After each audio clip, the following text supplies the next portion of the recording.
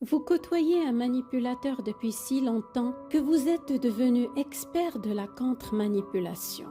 Vous maîtrisez le Grey Rock, le Broken Record, l'art de poser vos limites, et son insulte, ses critiques, ses montagnes russes émotionnelles, c'est votre quotidien.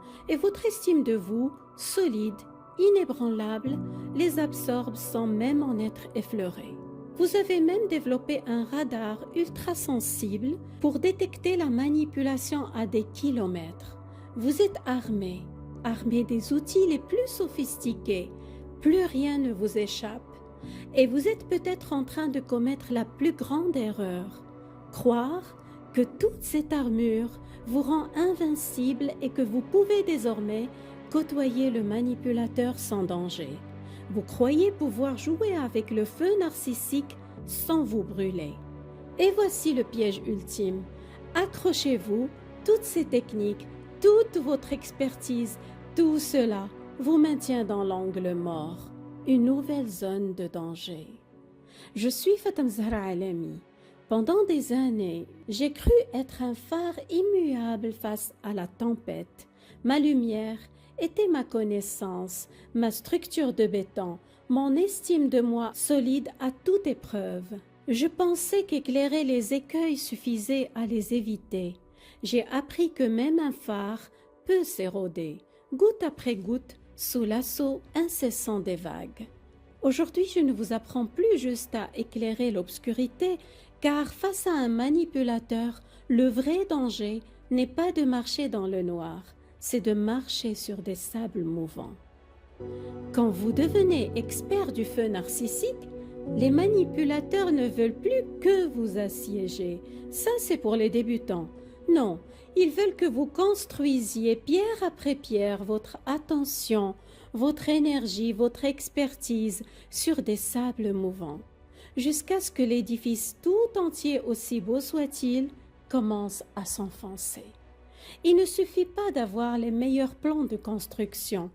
Il faut apprendre à ne plus sous-estimer la qualité du sol sous vos pieds et à reconnaître le danger de marcher sur un sol instable, insécure.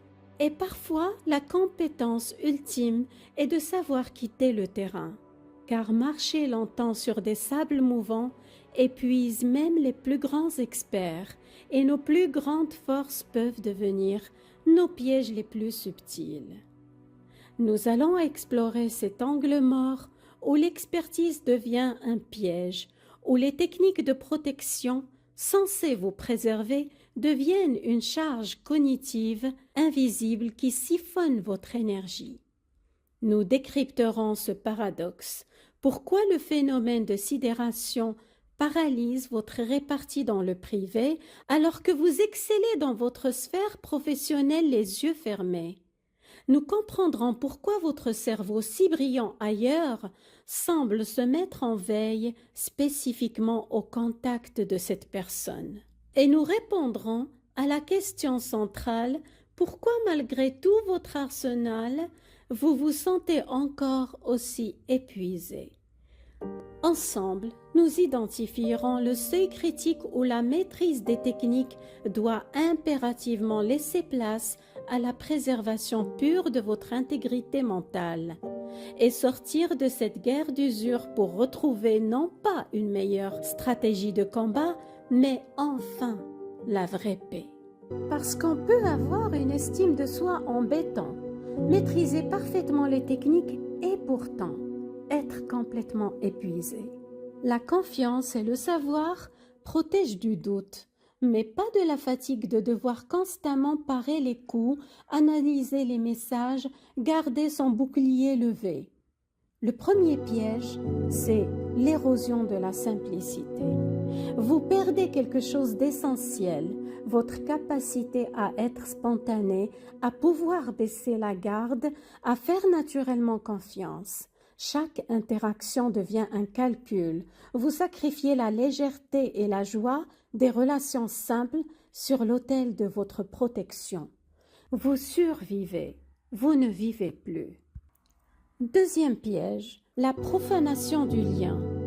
Le pire ici n'est pas de douter de vous, mais de constater le cœur lourd que ce lien du sang s'est transformé en un champ de bataille. Vos compétences, aussi affûtées soient-elles, ne pensent pas la tristesse de voir une relation sacrée devenir une zone de guerre où il faut sortir un manuel de stratégie pour simplement communiquer. Et là commence le long et douloureux deuil de ce que cette relation aurait dû être, n'a jamais été et ne sera jamais. Troisième piège, le vertige de la réalité solitaire. Même sûr de vous, être le seul gardien de votre réalité face à quelqu'un qui la nie constamment est un poids immense. C'est un isolement vertigineux qui ne remet pas en cause qui on est, mais qui rend à vos yeux le monde étrange et hostile. Le manipulateur ne fissure pas ici votre confiance, il fissure le sol sous vos pieds. Vous savez que vous avez raison, mais être le ou la seule à tenir le journal des faits dans un tribunal où l'autre juge nie l'existence même de la loi, c'est votre énergie vitale qui part en fumée, à devoir sans cesse vous réancrer à ce qui est réel.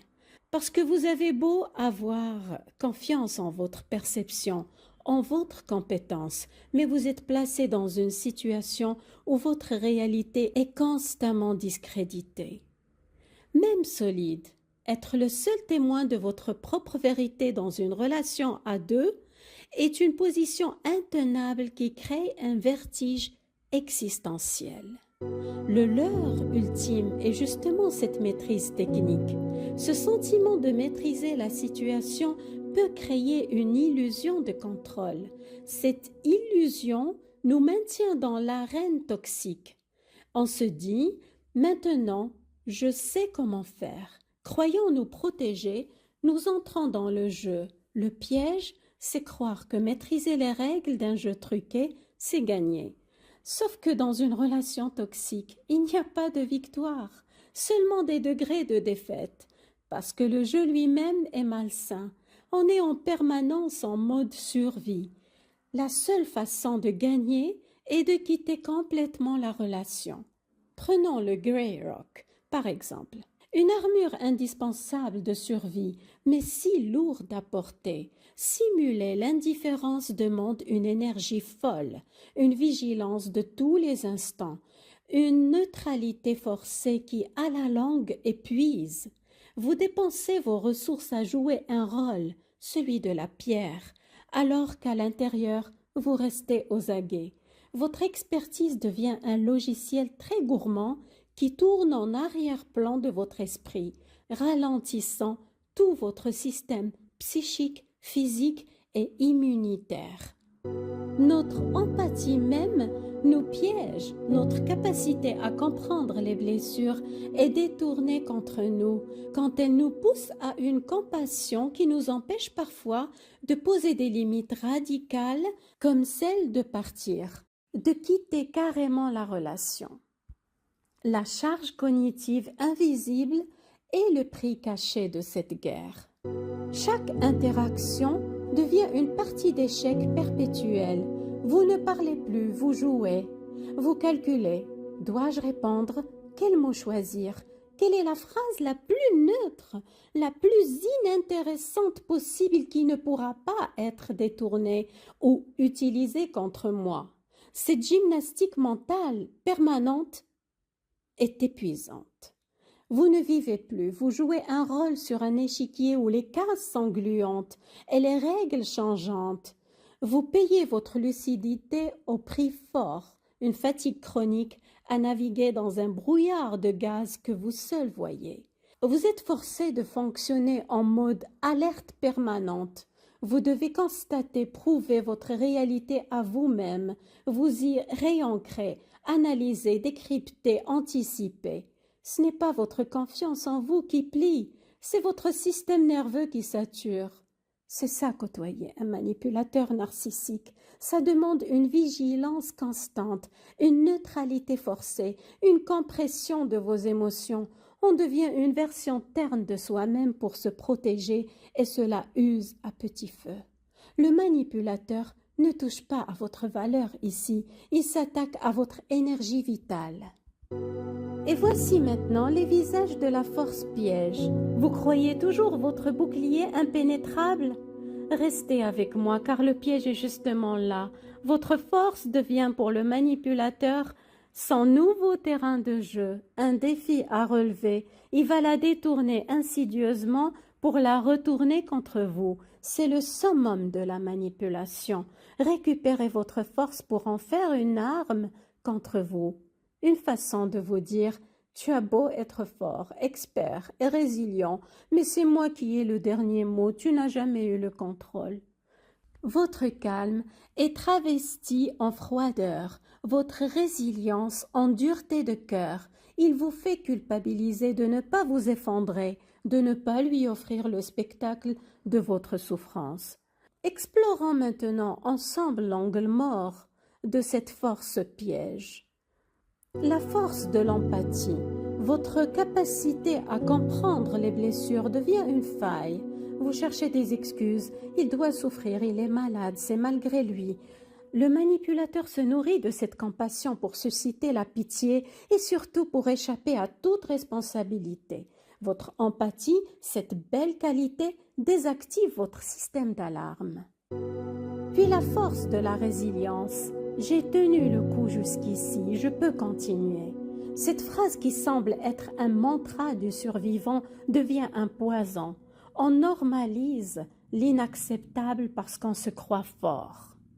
De son côté, le manipulateur voit cette résilience comme une invitation à pousser les limites toujours plus loin pour voir jusqu'où vous pouvez aller. Il vous piège dans le rôle du fort qui doit tout supporter. Votre résilience devient une excuse pour exiger toujours plus de vous, vous infliger plus de critiques et vous refuser toute empathie ou tout droit à l'erreur. On ne vient pas en aide à un rocher. Vous vous retrouvez seul à porter un poids immense, précisément parce que vous avez montré que vous en étiez capable. Le troisième visage de cette force, la force de la connaissance, c'est l'illusion de la maîtrise. Vous croyez pouvoir gérer, désamorcer, anticiper, jouer aux échecs avec lui ou avec elle. Vous devenez l'analyste au lieu de devenir la personne qui pose une limite. Et pour le narcissique, votre connaissance est un défi excitant. Son dialogue interne est « Ah, tu crois être malin, tu crois comprendre, on va voir qui est le plus fort. » Il complexifie le jeu pour vous prouver que vous ne maîtrisez rien du tout. Et le quatrième visage, la force de l'espoir. L'espoir est ce qui nous maintient humains, mais ici il devient une corde pour vous attacher. L'espoir que demain sera différent, que l'amour finira par percer. Cet espoir est la carotte au bout du bâton qui vous maintient dans le cycle infernal idéalisation, dévalorisation, rejet ou discard. Et enfin le piège le plus subtil, la force de la confiance en soi, quand votre estime de vous inébranlable devient votre angle mort. Croire que votre estime de vous vous immunise, c'est peut-être la croyance la plus dangereuse. Une confiance en soi forte, si elle n'est pas couplée à une lucidité absolue sur la nature du jeu, peut devenir le levier parfait pour le manipulateur. Voici comment il utilise cette confiance contre vous. Il vous pousse à sous-estimer la menace. Vous vous dites « je suis solide, je vois venir ces petites manipulations. Il ou elle ne peut pas me toucher. » Justement, il profite de votre assurance pour vous faire baisser votre garde. Vous ne vous protégez plus avec la même vigilance parce que vous êtes certain de votre force. Il frappe plus fort, plus sournoisement, là où vous ne l'attendez pas. Votre confiance vous a rendu complaisant. Puis, il transforme votre stabilité en preuve de votre froideur. Votre calme face à ces provocations est transformé en défaut. Votre maîtrise de vos émotions en dureté de cœur. Il vous accuse, tu as un cœur de pierre, tu es froid, tu te crois supérieur. Il vous culpabilise de ne pas être fragile, de ne pas vous effondrer. Vous vous retrouvez parfois à devoir vous justifier d'être stable, à justifier votre propre normalité émotionnelle. Il vous isole avec votre propre confiance en vous. Son discours, bien sûr que tu penses avoir raison, tu as toujours raison. Tu es tellement sûr de toi que tu ne vois même pas le mal que tu fais. Votre assurance est utilisée pour vous peindre en tyran, en personne inflexible et égocentrique. Les autres peuvent finir par le croire, effectivement. Il ou elle a l'air d'être sûr de lui ou d'elle. Votre confiance est ainsi utilisée pour vous couper du soutien extérieur. Qui irait défendre quelqu'un qui a l'air si fort et si sûr de lui? Il vous piège dans le rôle du fort. Parce que vous tenez le coup, la barre est placée de plus en plus haut. Le raisonnement toxique s'enclenche. Il est fort, il peut encaisser. On exige toujours plus de vous. On vous refuse l'empathie et le droit à l'erreur. On ne vient pas en aide à un rocher.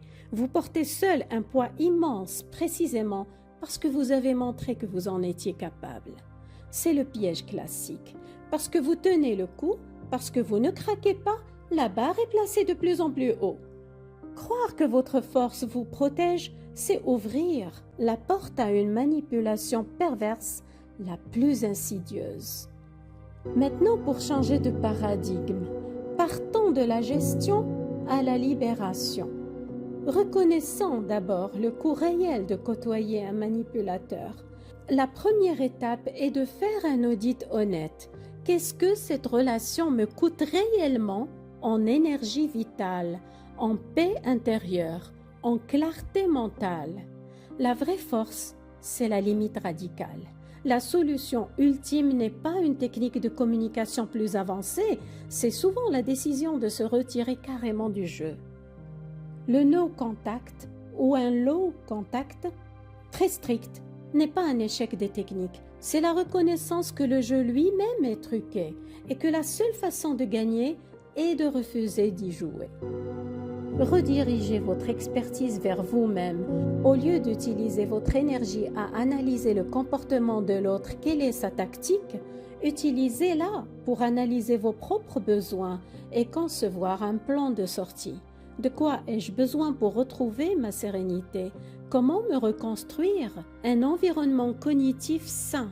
Si vous arrêtiez de dépenser toute cette énergie à gérer cette relation, à quoi pourriez-vous la consacrer à la place?